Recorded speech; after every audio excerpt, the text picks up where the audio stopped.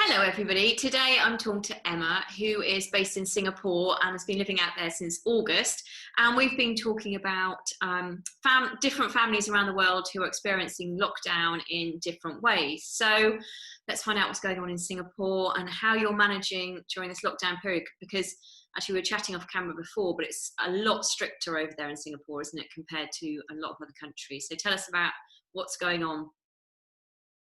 Hi. So thanks for having me. Yeah, we're in Singapore. We were actually one of the last countries, I think, to go into lockdown. So this is bad. I can't even remember when it was. It was the end of March. Big blur now, isn't it? Big blur. At times, all the days just merge into each other. Yeah. So I think it was the end of March, and we've been watching the rest of the world go into lockdown and kind of congratulating ourselves, actually, because they did deal with it. The initial response from the government was really strict. They did very aggressive contact tracing and really very quickly jumped on any cases that we had. So we all felt very safe and probably a little bit smug, and I think that caught up with everybody. And so checking, weren't they? Were they temperature checking? I remember really early on, everywhere you went, my friend had told me, yeah, we were getting our you couldn't walk like 10 paces without getting your temperature checked. Everywhere you went, in the malls, everything, you were screened immediately. If you had been in contact with anybody who had been diagnosed with COVID, then you were put on a 14-day stay-at-home order, and the penalties for breaking that stay-at-home order were really pretty punitive. So no, nobody did. A few people did, and got deported. So wow, it quickly makes you realise that you don't want to do that. So yeah, that was kind of how they were dealing with it to start with, and they really did manage to keep a good handle on everything until it got into the worker dormitories, and then it blew up. So then we went into lockdown. And annoyingly, we had been, in fact, they'd also closed the borders in, I want to say, mid-March, and it was a kind of a progressive closing. So it started off being from only certain countries, and then it just got worse and worse and worse and worse. But what they did was they gave people a chance to come back in before they kind of had like a curfew. So they were saying 3 days we're going to close the borders, so if you want to come home, then come now. And they did that. Now, when was it? It was in the middle of our spring break in March, and we had been supposed to be going to Vietnam, and that had been cancelled. Vietnam then suddenly imposed visa restrictions on British nationals, and I can't remember who you were talking. Was it Claire? I was talking to, yes, because she was there when they shut down. Right, well, so I was supposed to fly that day, and then I started getting all this stuff, or the next day I think it was, and then I got all this stuff like, oh no, you can't get in. And I'm like, oh, that was so dramatic. So I cancelled that flight, and then I was supposed to be going ahead of the family to do a bit of a recce for some writing stuff. And so that we then applied for visas for all of us. We had my in-laws staying, like we had this huge thing all planned. And then on the Friday we got the news that we hadn't had our visas accepted because they closed the borders. And thank goodness we didn't, because then they closed the borders here 3 days later. So we would have, if we'd have got there, we would have had to have come straight anyway. Yeah. Or being stuck. Sorry? Or being stuck. Like you said, so many people are still outside the country and can't come back in. Yeah, well, and the thing is, you can go back to your country of origin, right? Like anywhere that you are in the world, as long as you can get on a plane, you can get back to your country of origin. They would never let a visa holder back in. So we would have been completely stranded. Anyway, so then so that was in their spring break.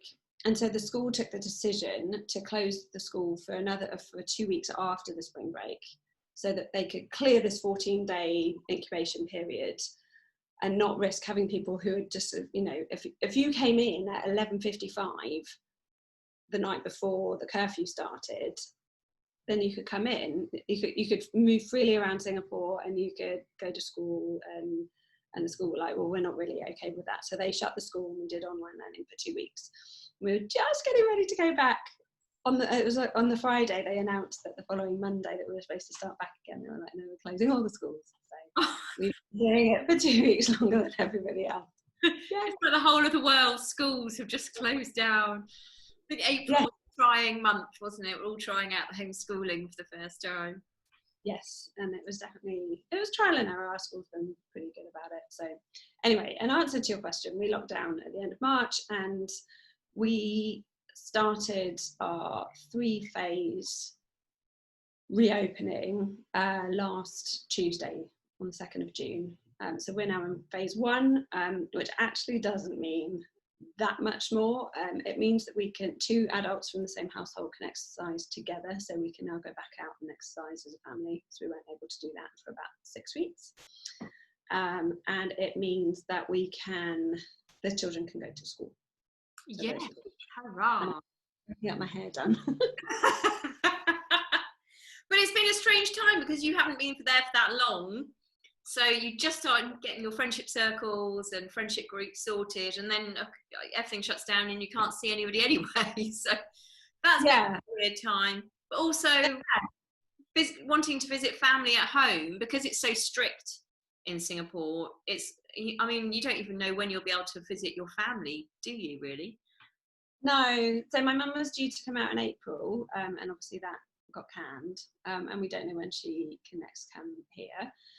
We still have flights back to the UK at the end of this month, but I don't hold out any hope of us making those now. We were supposed to go via Doha, and that's out.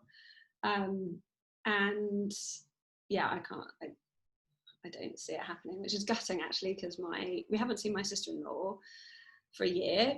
They were supposed to be coming over to the States to meet us, and my brother and his wife are expecting a baby in a week, and we were due to meet this little baby, and that's not going to happen. So it's funny because you don't realise how much you depend on that, knowing when you're next going to go home and when you're next going to see people, and always having a plan. Like I've always had a plan with my mum, you know, either we'll be going home or she'll be coming here, and it's weird not to. You feel very far away. Yeah, I think that's the thing. I know when I lived abroad, you do plan ahead a lot, don't you? Having those trips or the visit home, it's like an anchor that you sort of work towards, because you know that you're going to see your friends, close friends then. So it's really tough actually not knowing when you can next see them. And I guess, I mean, when they cancel your flights for summer holiday, because I'm guessing that won't go ahead, you can't even really rebook, can you? Because we don't even know what's going to happen in the future, or whether there'll be a second wave, or what will happen with the flights and restrictions entering and exiting countries. So it's very much Well, the other thing that we're struggling with here is that even when, I mean, first of all, it doesn't make any sense for us to come home with a 14-day quarantine to do at that end. But even if we could make our peace with that, they wouldn't let us back in the country as it stands. So as it stands, the borders are closed to all. I think they've just opened up to a few cities in China. But that's the only places that you're allowed to travel to, and you can only do it with prior permission and with various tests and stuff. So they would never let us back in the country, and we can't risk that. School starts on the 3rd of August, so. Oh, so you're there for the long term, I think. And also, I know you're such a big traveller, because I will link your blog in Wanderlust and Wet Wipes. Sorry, but you know, you're always writing about your trips and your adventures. So that must be like really tough for you actually, because you must always have a number of trips on the horizon that you're looking forward to, and then writing about and sharing with everybody. So how's that been? Awful. I haven't realised that. I suddenly realised that all my chat is travel. Yeah. You know, like you go to a party or you be a new expat, and that's what my small talk is. So have you been on any good holidays? Where are you going on holiday? What are you doing? And I'm like, gosh, I've really got nothing to say to anybody. That just need to work on that. So yeah, and it's been very hard. We usually travel every 6 to 8 weeks. So that's been quite hard. We were very lucky because actually we got back into Singapore just as everything was kicking off. We travelled back on the 1st of February from Japan. We went to Japan for 10 days. But then, yeah, we were supposed to go to Bintan in March. We had a couple of long weekends planned. Then we were supposed to be in Europe for 3 weeks this summer. I usually plan, we were talking about this last night, I usually plan about a year in advance. Like not kind of like, oh, we're going to do this, we're going to do that, and we've got it all booked. Like I'm still quite last minute, and I procrastinate about booking the flights because, oh, there might be something better that comes along. And invariably that stabs me in the back because is it too late and then I have to pay for the flights. But I usually kind of know, especially now the children are in school, we're like, well, this is the next time we've got some time off, so this is the next time we'll travel.